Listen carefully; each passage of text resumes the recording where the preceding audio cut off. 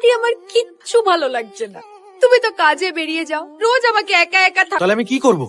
সমস্ত কাজ ছেড়ে বাড়িতে বসে তোমাকে এন্টারটেইন করব? না, আমি তো সেটা বলিনি। প্লিজ আমাকে ডিস্টার্ব করো না।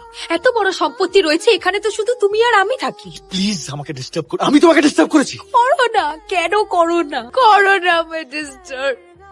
আমি তো হতে চাই তোমার থেকে ডিস্টার্ব। কেন করো না আদি আমায় ডিস্টার্ব? তুমি আমার সাথে একটু কথাও বলো না আদি। সারা দিন শুধু স্টক মার্কেট, বিজনেস। ওটা আমার কাজ।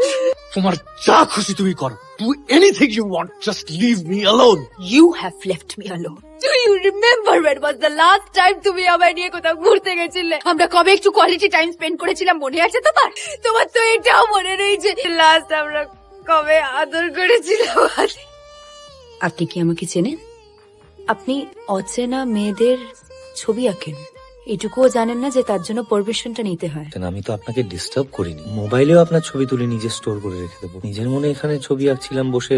সাদা কাগজে পেন্সিল দিয়ে স্ট্রোক দিলে কেউ আর্টিস্ট হয়ে যায় না। আমার আঁকা না দেখে আপনি কেন বলে দেন যে আমি আঁকতে পারি না? আপনি আমার ছবি দেখুন আগে, তারপরে ডিসাইড করুন যে আমি ছবি আঁকতে পারি কি পারি না। যদি খারাপ লাগে বলবেন, আমি আঁকা ছেড়ে দেবো। কালকে আমার এক্সিবিশন রয়েছে, আপনি প্লিজ আসবেন। আপনি আমায় বলেছিলেন যে এটা এক্সিবিশনের অ্যাড্রেস, বাট এটা আপনার বাড়ির অ্যাড্রেস। সত্যি বললে আপনি আসতেন। সেন্ট্রাল এভিনিউর ধারে একটা ফুটপাথে বেশ কয়েকটা ফ্যামিলি থাকে, তো ওখানে কয়েকটা বাচ্চা ছেলে মেয়েকে আমি আঁকা শেখাই। খুবই সাধারণ ব্যাপার।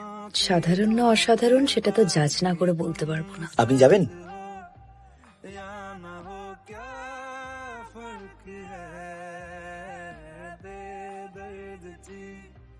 जिंदगी बेदर्द है अगर तुम साथ हो,